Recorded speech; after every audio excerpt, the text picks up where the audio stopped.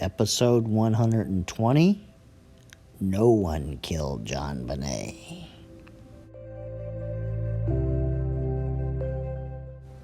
That's right, you heard correctly. No one killed Jonbenet. The murder of Jonbenet is a hoax, and it never happened. So, in this episode, we are going to track down where she's living and pay her a visit. So, stay tuned. You will enjoy this one. Jonbenet? Yeah, I'm just about done. We'll go in a minute. Actually, that is not what we are going to do in this episode. What we are going to do is explain why Patsy, John, Burke, Fleet, Linda, or Mervyn, or anyone else could not have killed Jonbenet. This here episode is about explaining why every suspect does not make any sense at all. First, I accidentally hit Jonbenet with a baseball bat, severely fracturing her skull.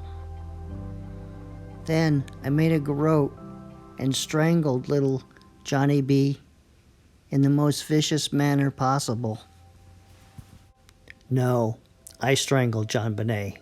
Then I placed unknown male DNA on both sides of her long johns, and some under her fingernails too. I wasn't sleepy or ready for bed on that Christmas day, so I smashed Jonbenet in the head and told my father to make a garrote and make it look like a foreigner did it.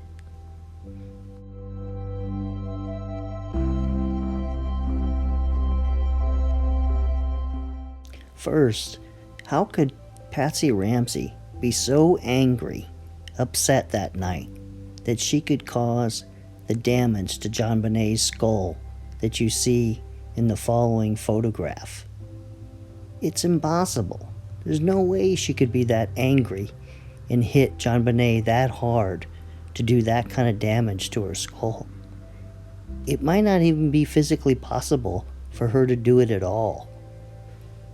Second, after she's unconscious, Jonbenet is unconscious. How in the world does Patsy strangle Jonbenet with that little cord with the garrote? Patsy has no prior history of violence or doing anything to injure Jonbenet. There's no way that this is going to happen. John Ramsey is an intelligent man. He was running a business that was making $1 billion in revenue a year. Why would he have Patsy or anybody call the police with Jonbenet's body in the basement? That doesn't make any sense at all. There's no way he would do that if he killed Jonbenet. He would know that the police would be there, they would find her, and they would first suspect him. He'd be the first suspect.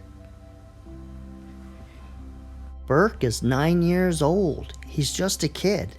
He probably doesn't have the strength to hit Jonbenet in the head that hard to cause that kind of fracture to her skull.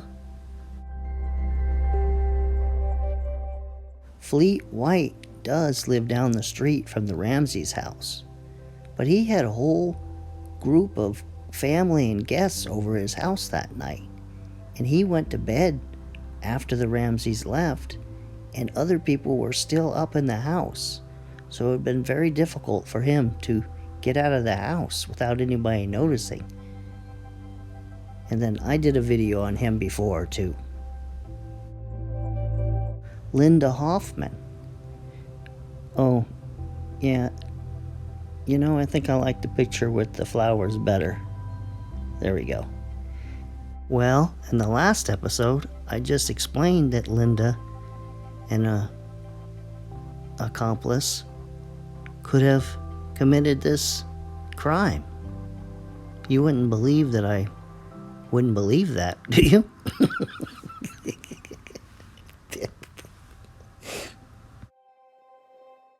And in regard to the intruder theory or theories,